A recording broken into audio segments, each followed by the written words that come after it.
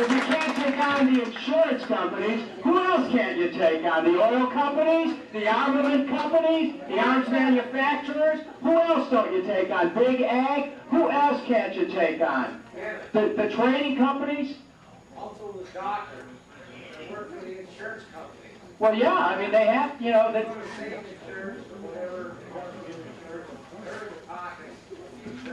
that's part of the problem.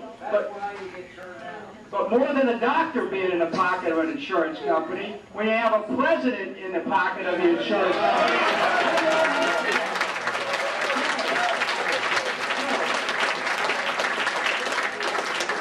I would imagine being president of the United States, okay, you're all insurance executives, okay? Sorry, what do you want? What can I do for you today? You know, don't worry, I won't create any problems for you, sir.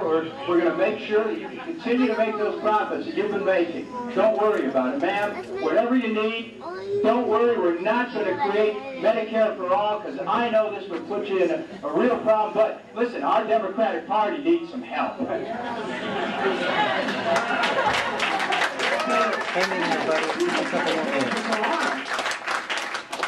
You got a lot of beautiful evergreens coming out here. Beautiful forest, you know, let me tell you something.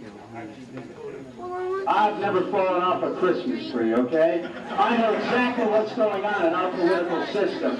These politicians and the people in Washington in both parties are taking money from these insurance companies, and they're making sure that we don't have a not-for-profit health care system. Since our brother brought that up again, let me tell you my experience. 2000, I took the issue, the year 2000, of having a Medicare for all to the Democratic Platform Committee. I was turned down cold because I was told, well, you know, we cannot do this, Dennis, because they're very helpful to the oh yeah, they're very helpful to the ticket. Look, I've been a Democrat for 40 years. They're very helpful to the ticket. I took the same plan in the year 2004, and they turned it down again at the platform committee, saying, no, we can't. We're not going to take these insurance companies on. We're not going to take this on. I started off talking about the transfer of wealth upwards. Okay? War is a transfer of the wealth of this nation to the top. Okay? This war in Iraq. Well, let me begin to say a different way. Too bad. Good afternoon, class. First question, today's history test. What was the war in Iraq about, in a word? Oil! Oil! Thank you very much. Now you can, that was class fail, and you would pass. Now, look, we all understand this. I was saying this 5 years ago. And all of a sudden, some of these candidates for president are so surprised that George Bush misled. Can you imagine you're running for president of the United States and you were misled by George W.?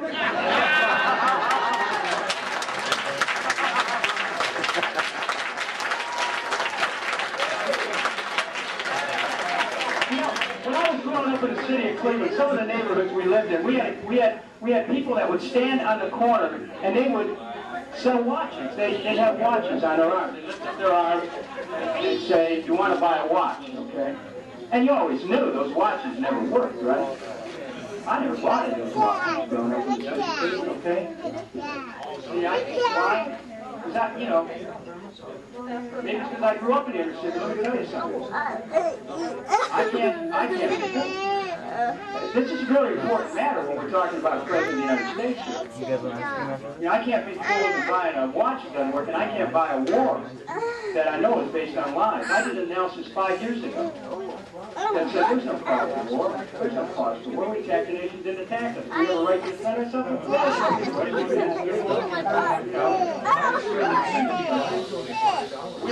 to honor that. A million people dead. Almost 4,000 of our soldiers dead. What's this about? Spending close to $1 to $6 million. We got bridges here that are falling apart in this country. We're bombing bridges in Iraq. We got schools that need money, don't have them. We're bombing educational institutions in Iraq. We don't have health care for our people here. We're ruining the health of the people in Iraq. What are we doing here? I said, that it's time not only to reject the kind of thinking that took us into Iraq, that neoconservative thinking of unilateralism, preemption at first strike, but it's also time to reject the type of thinking that would take us into war against Iran. It's time to reject war as an instrument of conflict.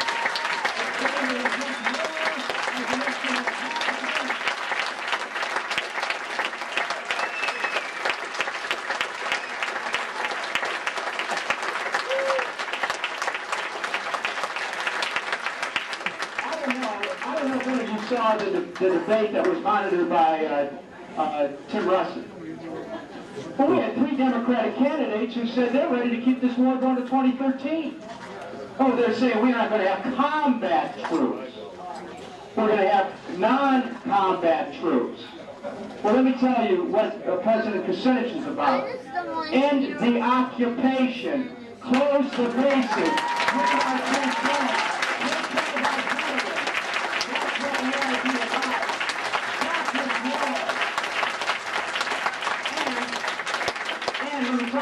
I introduced legislation, as soon as we invaded, I introduced legislation to get out. It's now embodied in H.R. 1234. Very quickly, here's how we get out. First of all, isn't it time that our Democratic leaders went to the President and said, Mr. President, we're not going to give you another dime for this war. Use the money you have.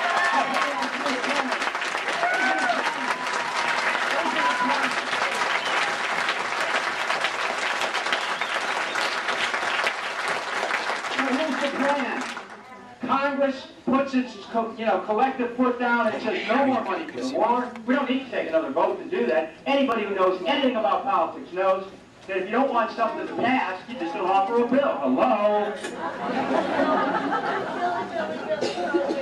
Like I have to teach civics to the people I serve with? I'm sorry, I don't. I shouldn't have to. We don't offer a bill.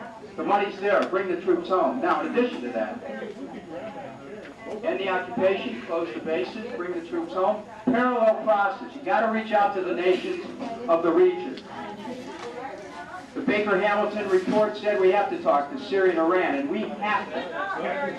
Can you imagine someone planning on being president of the United States and charged with protecting this country, and somehow they want to keep the war going, but they don't want to talk to Syria, they don't want to talk to Iran.